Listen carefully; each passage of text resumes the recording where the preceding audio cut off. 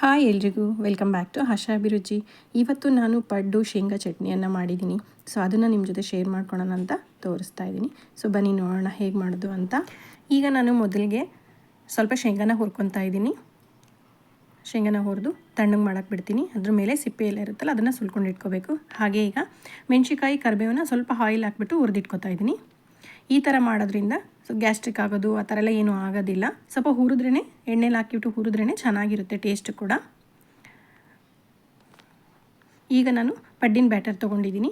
ಇದಕ್ಕೆ ಸ್ವಲ್ಪ ಸಣ್ಣದಾಗಿ ಹೆಚ್ಚಿರೋಂಥ ಈರುಳ್ಳಿ, ಕ್ಯಾರೆಟು ಮತ್ತು ಸಬ್ಬಸಿಗೆ ಸೊಪ್ಪು, ಇದು ಸ್ವಲ್ಪ ಉಪ್ಪು ಇಷ್ಟನ್ನು ಕೂಡ ಹಾಕ್ಕೊಂಡಿದ್ದೀನಿ. ಇದು ಹೆಲ್ದಿಯಾಗಿರುತ್ತೆ ಫುಡ್ಡು. ಕ್ಯಾರೆಟ್ ಇರೋದ್ರಿಂದ ಮತ್ತು ಸಬ್ಬಸಿಗೆ ಸೊಪ್ಪು ಇರೋದ್ರಿಂದ ಫೈಬರು, ಪ್ರೋಟೀನ್ಸ್ ಚೆನ್ನಾಗಿರುತ್ತೆ. ಸೊ ಮಕ್ಕಳಿಗೆಲ್ಲ ತಿನ್ಸಿದ್ರೆ ತುಂಬ ಚೆನ್ನಾಗಿರುತ್ತೆ. ಈಗ ನಾನು ಅದಕ್ಕೇ ಒಗ್ಗರಣೆ ಕೊಡ್ತಾಯಿದ್ದೀನಿ. ಸ್ವಲ್ಪ ಎಣ್ಣೆ, ಸ್ವಲ್ಪ ಸಾಸಿವೆ, ಸ್ವಲ್ಪ ಜೀರಿಗೆ, ಸ್ವಲ್ಪ ಕಡಲೆಬೇಳೆ, ಸ್ವಲ್ಪ ಕರಿಬೇವನ್ನ ನಾನು ಇಲ್ಲ ಹಾಕೋದಿಲ್ಲ.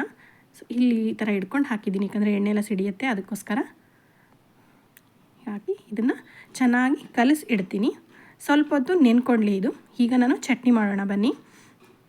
ಹುರಿದಿರೋ ಶೇಂಗಾ ಇತ್ತಲ್ವ ಅದನ್ನು ಒಂದು ಜಾರಿಗೆ ಹಾಕ್ಕೊಂಡಿದ್ದೀನಿ. ಸ್ವಲ್ಪ ಕಡಲೆ ಹಾಕ್ಕೊಂಡಿದ್ದೀನಿ, ಸ್ವಲ್ಪ ಹುಣಸೆಹಣ್ಣು ಹಾಕ್ಕೊಂಡಿದ್ದೀನಿ, ಸ್ವಲ್ಪ ಹಸಿಮೆಣಸಿಕಾಯಿ ಇತ್ತಲ್ವ ಅದನ್ನು ಹಾಕ್ಕೊಂಡಿದ್ದೀನಿ, ಸ್ವಲ್ಪ ಬೆಳ್ಳುಳ್ಳಿ ಹಾಕ್ಕೊಂಡಿದ್ದೀನಿ, ಸ್ವಲ್ಪ ಕೊತ್ತಂಬರಿ ಸೊಪ್ಪು ಹಾಕ್ಕೊಂಡಿದ್ದೀನಿ, ಸ್ವಲ್ಪ ಉಪ್ಪು, ರುಚಿಗೆ ತಕ್ಕಷ್ಟು ಉಪ್ಪು. ನೋಡಿರಿ, ಇದನ್ನು ಮಿಕ್ಸಿ ಮಾಡ್ಕೊಂಡು ಬಂದರೆ ಮುಗೀತು, ಚಟ್ನಿ ರೆಡಿ. ಇದಕ್ಕೆ ನಾನು ಒಗ್ಗರಣೆ ಕೊಡ್ತಾಯಿದ್ದೀನಿ.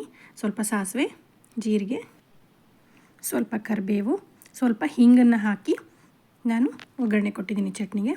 ಯಾರೆಲ್ಲ ನನ್ನ ಚಾನಲ್ನ ಸಬ್ಸ್ಕ್ರೈಬ್ ಮಾಡ್ಕೊಂಡಿಲ್ಲ ಅಂದರೆ ಪ್ಲೀಸ್ ಸಬ್ಸ್ಕ್ರೈಬ್ ಮಾಡೋದನ್ನು ಮರಿಬೇಡಿ. ನನ್ನ ಚಾನಲು ನಿಮ್ಗೆ ಇಷ್ಟ ಆಯ್ತು ಅಂದರೆ ಹಾಗೆ ಒಂದು ಲೈಕ್ ಕೊಡಿ. ನೋಡಿ, ಈಗ ಒಗ್ಗರಣೆಗೆ ಜಾರೊಳಗೆ ಹಾಕಿಬಿಟ್ಟೆ ನಾನು. ಈಗ ನಾನು ನೆನೆಸಿಟ್ಟಿರೋಂಥ ಬೇಟರ್ ಇತ್ತಲ್ವ, ಸೊ ಅದಕ್ಕೆ ನಾನು ಸ್ವಲ್ಪ ಸೋಡಾನ ಮಿಕ್ಸ್ ಮಾಡಿದ್ದೀನಿ. ಹಾಕೋ ಟೈಮಲ್ಲಿ ನಾನು ಸೋಡಾನ ಮಿಕ್ಸ್ ಮಾಡ್ತೀನಿ. ಈಗ ನಾನು ಪಡ್ಡಿನಂಚಿಟ್ಟು ಅದು ಸ್ವಲ್ಪ ಕಾದ ಮೇಲೆ ಸ್ವಲ್ಪ ಎಣ್ಣೆನ ಹಾಕಿ ಈಗ ಬ್ಯಾಟರ್ನೆಲ್ಲ ಹಾಕಿದ್ದೀನಿ. ಲೋ ಫ್ಲೇಮಲ್ಲೇ ಇಟ್ಕೊಳ್ಳಿ, ಹೈ ಫ್ಲೇಮ್ ಇಟ್ಕೋಬೇಡಿ, ಇಲ್ಲಾಂದರೆ ಸೀದೋಗ್ಬಿಡುತ್ತೆ, ಒಳಗಡೆ ಬೇಯೋದೇ ಇಲ್ಲ. ನೋಡಿ, ಇದೇ ಥರ ಮಾಡೋದು.